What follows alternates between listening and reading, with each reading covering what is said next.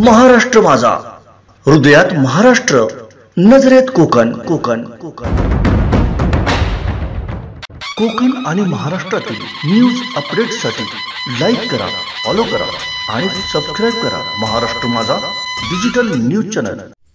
कणकवली तालुक्यातील साकेडी येथील वाळकेश्वर नवतरुण भजन मंडळाच्या वतीने आयोजित करण्यात आलेल्या जिल्हास्तरीय वारकरी भजन स्पर्धेचे उद्घाटन सार्वजनिक बांधकाम विभाग कणकवलीचे कार्यकारी अभियंता श्री अजयकुमार सर्वगुड यांच्या हस्ते करण्यात आले.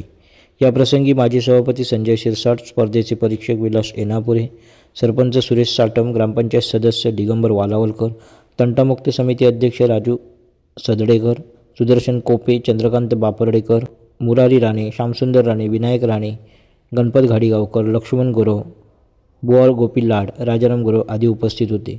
या स्पर्धेच्या निमित्ताने समाजात विविध क्षेत्रामध्ये काम करणाऱ्या यशस्वी व्यक्तिमत्वांचा गौरव करण्यात आला.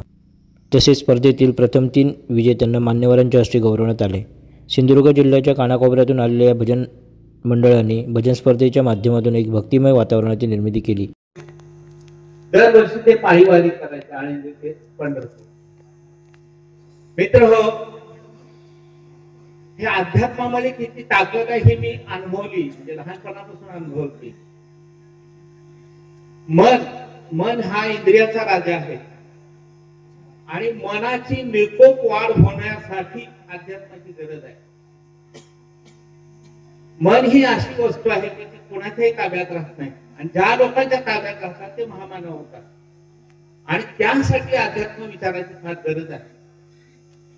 मी माझ्या लहानपणी त्यांना एकदा विचारलं होतं, अहो काका, ह्या माळ असते जपमाळ किंवा गळ्यामध्ये जे माळ घालतात तुळशीचे, त्याच्यामध्ये 108 का मणी असतात?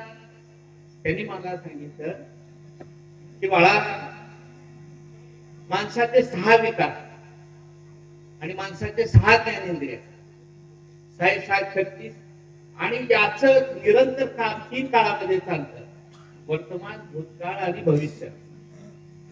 मग हे जे 6 विकार आहेत, काम, क्रोध, मद, मत्सर, माया, हे जे 6 विकार आहेत हे 6 ज्ञानेंद्रियाशी निगडीत आहेत आणि यांचं काम 3 काळामध्ये चालतं: वर्तमान काळात, भूतकाळात आणि भविष्य काळामध्ये. त्यामुळं आपल्या साधू संतांनी, आपल्या पूर्वजांनी, भागवत संप्रदायांनी आपल्याला 108 मणीची माळ दिली आणि त्याच्यामध्ये हे विकार कुणीही नष्ट करू शकत नाही. जन्माला आलेला कुठलाही मानव हा विकार नष्ट करू शकत नाही, परंतु ह्या विकारावर नियंत्रण मिळवू शकतो आणि जे लोक विचारावर नियंत्रण मिळवू शकतात तेच लोक सुखी समाधानी होतात.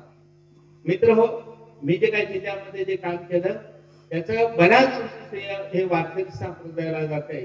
हा अध्यात्माचा विचार हा मानवी मन निकोप करण्यासाठी, माणूस सुसंस्कृत करण्यासाठी फार उपयुक्त आहे. आजची तरुण पिढी फार वाया चाललेली आहे आणि हे तरुण लोक हे अशा पद्धतीचं आयोजन करतात ते आपल्या दृष्टिकोनातून अत्यंत अभिमानाची आणि आनंदाची गोष्ट असतात. आणि भाव हा फार महत्वाचा आहे. संत चोखामेळा म्हणायचे, उस ढोंगा पण रस नाही ढोंगा, भाव चोका ढोंगा पण भाव नाही ढोंगा. म्हणजे काय, तो ऊस वाकडा तिकडा असतो, त्याचा रस हा गोड आणि मधुर असतो.